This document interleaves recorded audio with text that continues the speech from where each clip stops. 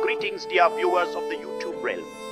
I am Charles II of that name, King of England, Scotland, and Ireland. But you, my modern subjects, may simply call me your majestic host for today. Prepare yourselves for a tale most intriguing, of exile and restoration, of wigs and wit, of scandal and splendor.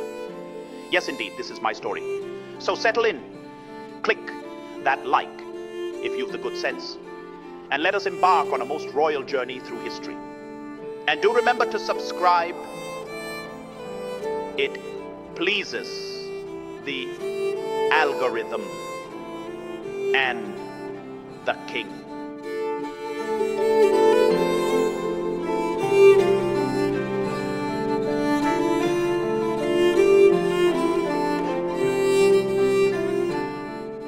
England, torn by civil war, the throne shattered, the king executed. For over a decade, the monarchy lay buried, replaced by the cold authority of a republic. But in 1660, a royal exile stepped out of the shadows and into history. His name, Charles II, son of a beheaded king, heir to a lost crown, and the man who would bring back the monarchy. Born in 1630 to King Charles I and Queen Henrietta Maria, young Charles lived a life of privilege until civil war tore the country apart. In 1649, his father was executed by Parliament, the monarchy abolished, and Charles, only 19, was forced into exile. For years, Charles wandered Europe, penniless, unwelcome, and always watched. But while England groaned under Oliver Cromwell's strict Puritan rule, royalist hopes never died. Then, in a stunning twist of fate, Cromwell died. His republic collapsed, and the people called for their king.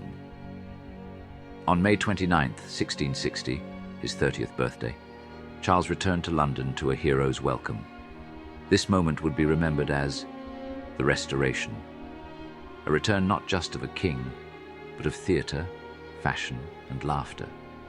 Nicknamed the Merry Monarch, Charles was a man of charm, wit, and scandal.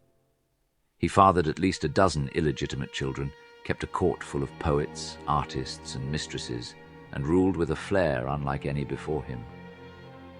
In the glittering, scandal-filled court of King Charles II, where mistresses ruled the spotlight and politics danced with pleasure, one woman stood quietly, gracefully, beside the throne.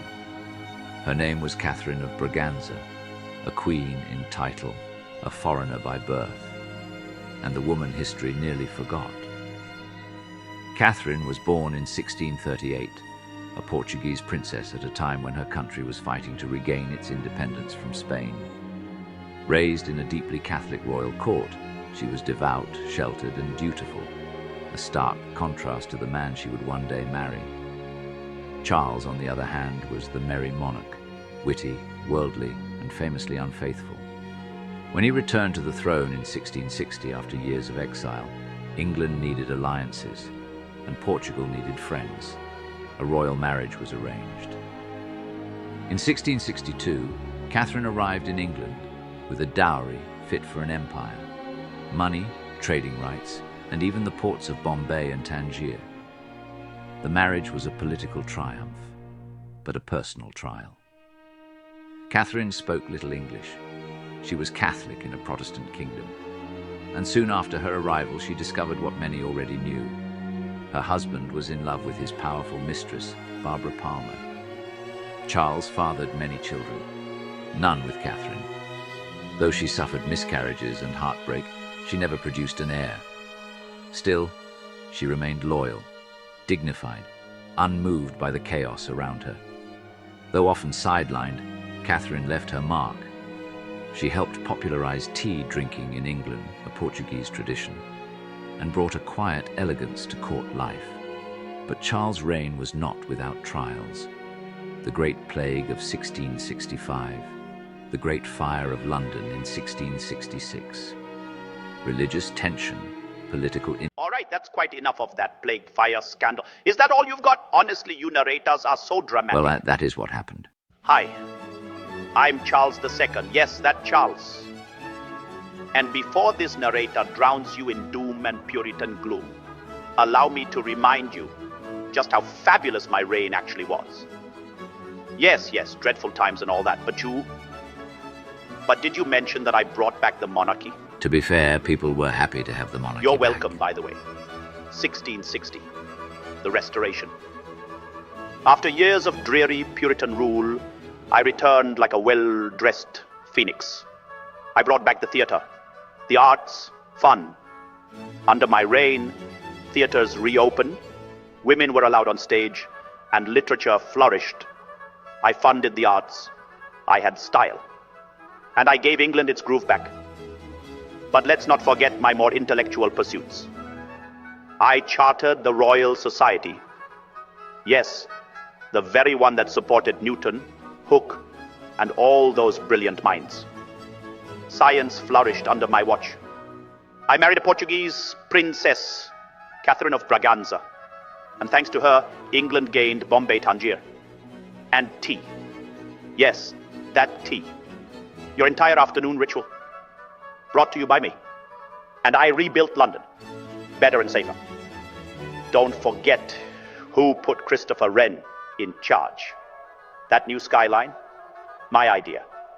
History may focus on the scandals, but my reign brought joy after war, stability after chaos, and the foundation for modern England.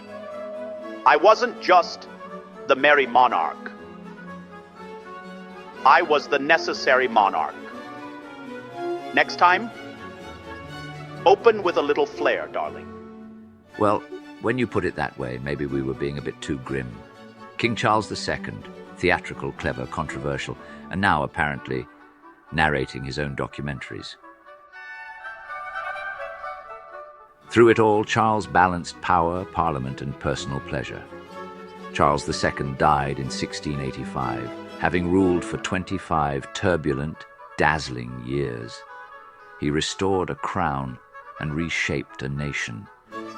And though he left no legitimate heir, his legacy echoes through every monarch that followed. This is the story of King Charles II, the king who brought back the monarchy, and with it, the soul of a nation. Like, subscribe, and never forget. I brought back Christmas. That alone deserves a thumbs up.